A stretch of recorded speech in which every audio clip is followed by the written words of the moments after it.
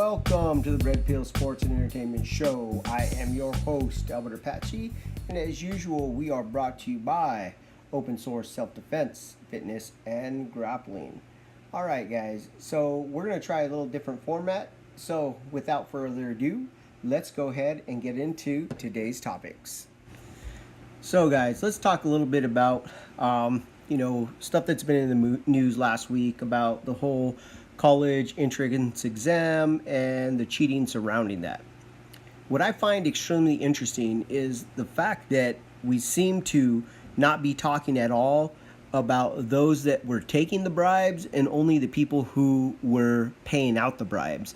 Now that's not to say that there wasn't wrongdoing on the part of the people paying out the bribes, but I mean honestly, if there was nobody to be bribed, there wouldn't be people paying out bribes, correct?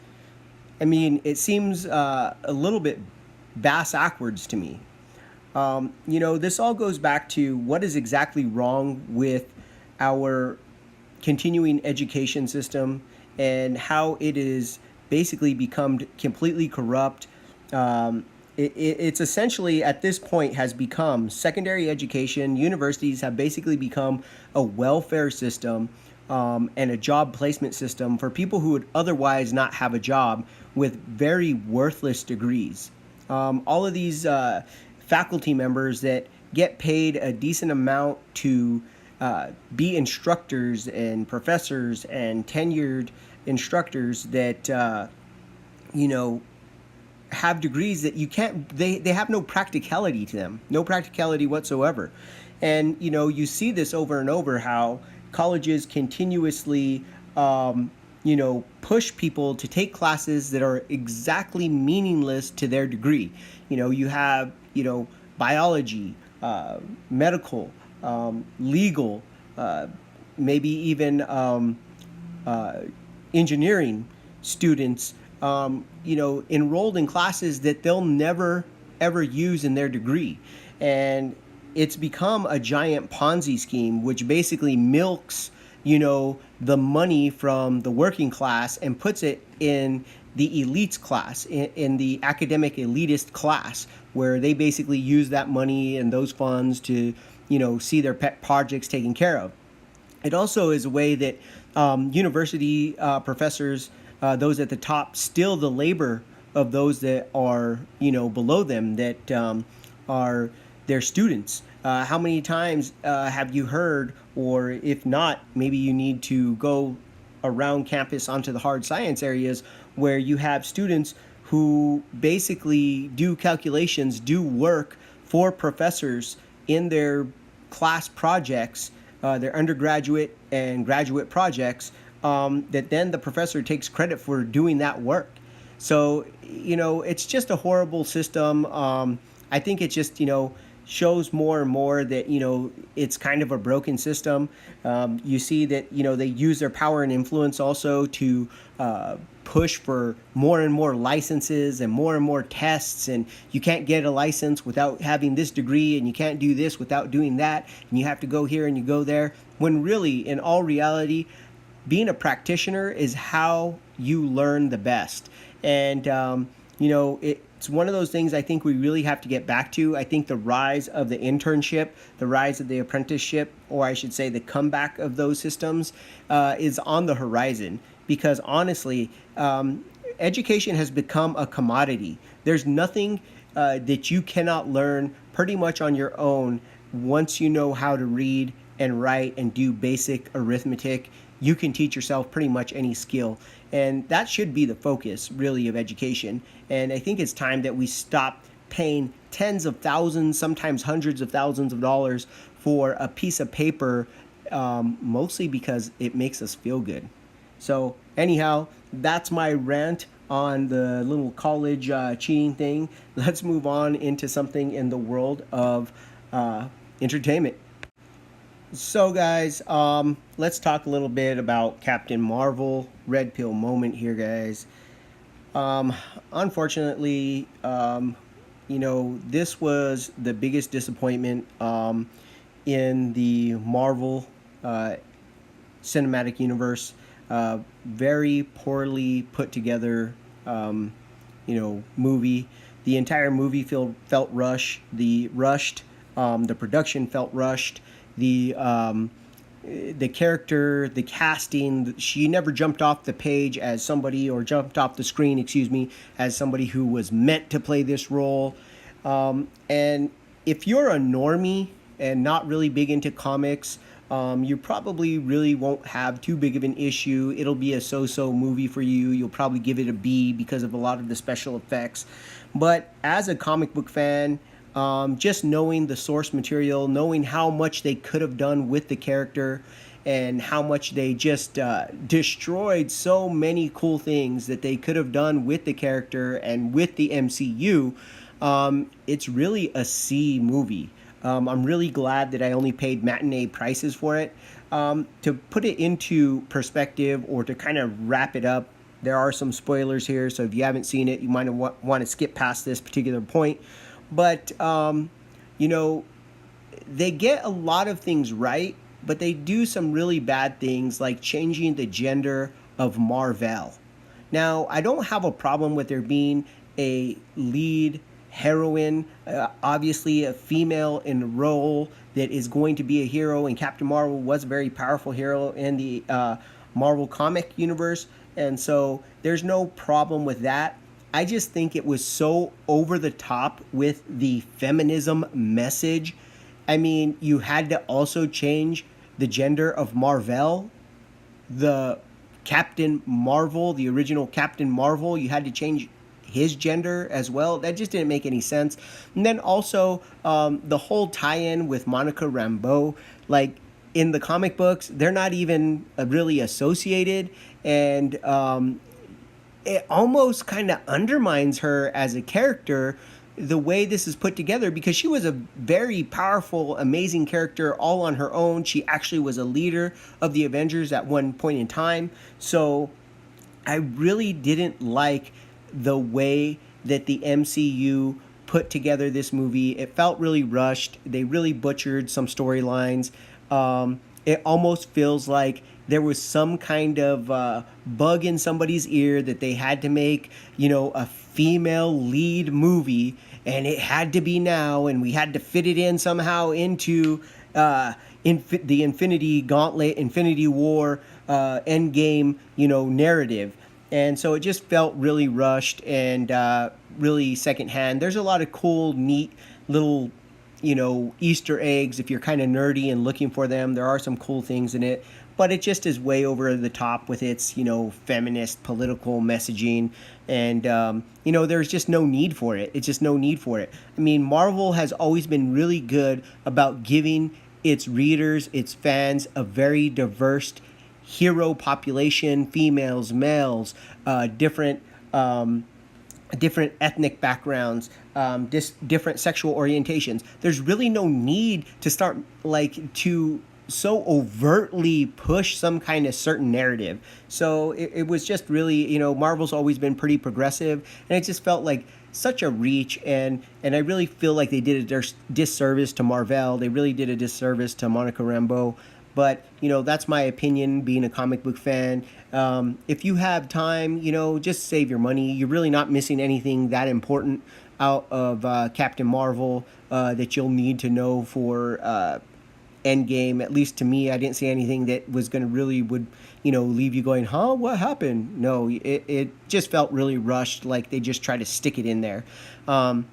Also, lastly, really disappointed because I feel like they rushed this into production, and they should have just went ahead and taken their time and given the heroine that really deserves her own movie with all of the backstory we have thus far, and really done the Black Widow movie. That's what they should have done.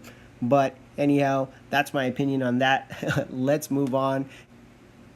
So let's talk a little NFL and NBA. So this weekend, I had to take a little bit of a road trip, and I was listening to ESPN radio, and particularly the show On the Mic with Michael Eaves and Michael Smith.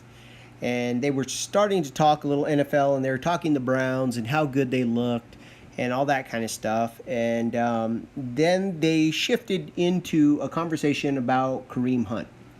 And in their talk, about Kareem Hunt. They were commenting about how essentially they didn't see any kind of way that Kareem Hunt could acquit himself of what had taken place. And they went on and on about how he was a broken individual, how he needed help for striking that female, and they couldn't think of anything that could have been led up to that could justify his actions, and this and this and this. And I kid you not, they go to a commercial break, they come back, in the very next segment, they decide they want to talk the whole Michael Westbrook topic and the NBA.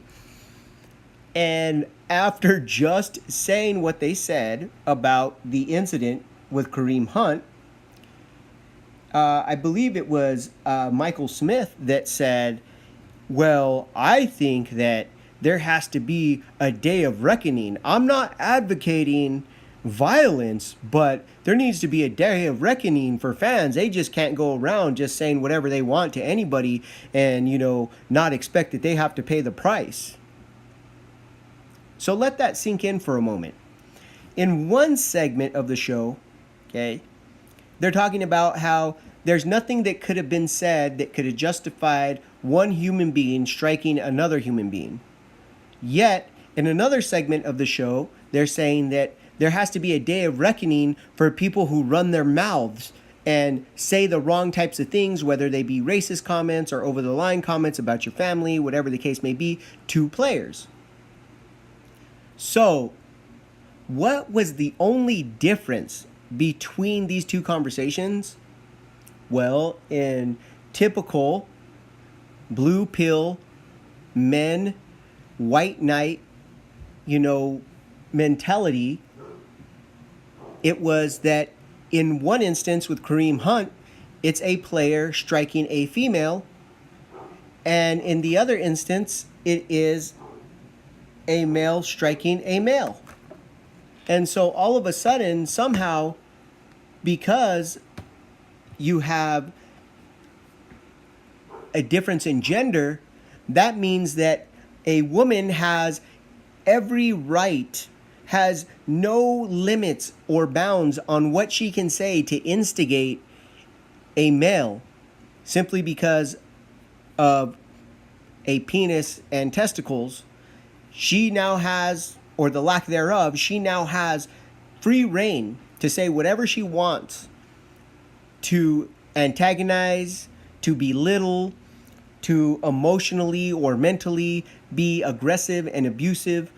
Yet when we're talking to males, all of a sudden, because the fan is a male and the player is a male, now all of a sudden it is completely okay, or it should be taken with a grain of salt if there happens to be another day of reckoning like we saw so many years ago in the stands, right? And it just goes to show the ridiculous amount of sexism that is still prevalent in our culture when it comes to giving women certain privileges that men just don't have. I really get tired of, the idea that because, somebody happens to be a specific gender, that somehow that gives them license to, abuse my sons, right? If they happen to be the opposite gender of my son, all of a sudden, my sons, I should say sons, plural, are now somehow, fair game to be abused, whether it be verbally or mentally or physically, simply because the other person happens to be an opposite gender. So really, this is where people really need to get on the same page, because this really creates a horrible double standard, which leads to these kinds of incidents. If you believe that a basketball player or football player on the field, okay, can reach a point with a male fan to where he is so angry he feels he has to retaliate in a physical manner, okay, then you cannot tell me that and that's in a game setting, in a professional setting, where you know that when the game is over, you get to leave the court, you get to go back to your hotel room, and you don't have to see that fan ever again. Now, I think it's even a bigger aggression when somebody on your personal time at a non-professional event, at a social function, is now aggressing onto you, being belittling, being belligerent, and you can't walk away. Because as you walk away, they just continue to follow you. Okay? So if you're telling me in one instance here on the basketball court situation that it is completely understandable that a man could reach a snapping point, but in another situation, because it happens to be at your hotel room, that situation, or at your home, or wherever the case may be, a restaurant, all of a sudden that situation is like, well, no, you shouldn't be able to get that angry there based on simply the fact that there's a difference in gender. That's absolutely ludicrous. It just is. And, I just wish people would call out these guys on their double standard, and we really need to get rid of it. But let's transition, talk a little bit MMA. So UFC London happened, and Masvidal defeated Darren Till. And that sets up some pretty fun fights, and we'll talk about that hopefully later this week. But what I really wanted to talk about is how MMA has evolved, and how we now have a new set of dangers in MMA when you're an athlete. And one of those dangers is the danger of tape study. So we kind of saw this early on. It was the Reyes versus Uzdemir fight. And, typically everybody kind of thought that Reyes was a better wrestler than Uzdemir. Uzdemir is looked at as more of a kickboxing type of fighter. Yet he got a number of takedowns against Reyes. And if you watch the fight, you'll notice that the reason why he got the takedowns was that Reyes really was not expecting him to go for takedowns. He was expecting strikes in the clinch anytime they got close. He thought that there was going to be a striking match involved. He thought there was going to be striking out of the clinch, and that was what his primary concern was. And I think that basically what happened there was that because Reyes had watched film on Uzdemir, and because he had studied him, he made certain assumptions about his fighting style. Very similarly, in the Till versus Masvidal fight, we saw something very, very similar. So we saw that Darren Till, first, Masvidal clearly watched tape on Darren Till. And he saw that Darren Till likes to pull back and move in a straight line backwards away. Now, this is where karate fighters or karate style fighters in MMA sometimes get into a bad position, because if you're just moving straight back, you can anticipate where they're going to be no matter how much they disengage. Where if you move off at an angle, it creates more distance. Also, the angle could slightly vary from exit to exit, and therefore it's a little bit harder to catch you when you move out on an exit. That being said, we saw at about, I want to say 106 of the first round, we saw Masvidal try and put together an overhand left, like a big looping left hook. And he kind of jumps and springs forward. What he kind of halfway caught it is a very glancing blow, but it didn't land flush. However, what this did do was give Masvidal information. Now, Masvidal said as much after the fight. He's never used this particular technique against anybody before.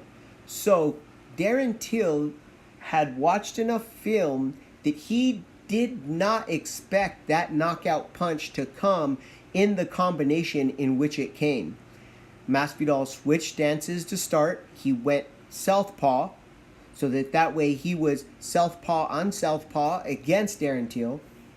And then he kind of faked the right, and if you look closely at the replay, you can see that he wants Darren Till to try to parry his right with his right hand.